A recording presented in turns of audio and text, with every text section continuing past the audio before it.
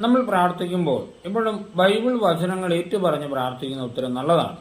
സങ്കീർത്തന പുസ്തകത്തിന്റെ 79 അധ്യായം അതിന്റെ 9 വാക്യത്തിൽ അതിമനോഹരമായൊരു പ്രാർത്ഥനയുണ്ട്. പ്രാർത്ഥന ഇങ്ങനെയാണ്: ഞങ്ങളുടെ രക്ഷകനായ ദൈവമേ, അങ്ങയുടെ നാമത്തിന്റെ മഹത്വത്തെ പ്രതി ഞങ്ങളെ സഹായിക്കണമേ. അങ്ങയുടെ നാമത്തെ പ്രതി ഞങ്ങളെ മോചിപ്പിക്കുകയും ഞങ്ങളുടെ പാപങ്ങൾ പൊറുക്കുകയും ചെയ്യണമേ. ഈ പ്രാർത്ഥന ഒരുപാട് ശക്തിയേറിയതാണ്. കാരണം നടപടി പുസ്തകം 4 അധ്യായം 12 വാക്യം ഇങ്ങനെയാണ്: ആകാശത്തിന് കീഴെ മനുഷ്യരുടെ ഇടയിൽ നമുക്ക് രക്ഷയ്ക്ക് വേണ്ടി മറ്റൊരു നാമവും നൽകപ്പെട്ടിട്ടില്ല. അതായത് നമ്മൾ ഈ പ്രാർത്ഥന ചൊല്ലി പ്രാർത്ഥിക്കുമ്പോൾ ഈ നാമം വിളിച്ചാണ് പ്രാർത്ഥിക്കുന്നത്. ദൈവമേ, അങ്ങയുടെ നാമത്തെ പ്രതി എന്നെ രക്ഷിക്കണമേ, അങ്ങയുടെ നാമത്തെ പ്രതി എന്റെ പാപങ്ങൾ മോചിക്കണമേ. അപ്പോൾ ഏറ്റവും ശക്തിയേറിയ ഒരു പ്രാർത്ഥനയാണിത്. നമുക്ക് ഈ പ്രാർത്ഥന കാണാതെ പഠിക്കുകയും ഇത് ഏറ്റു ചൊല്ലുകയും ചെയ്യാം.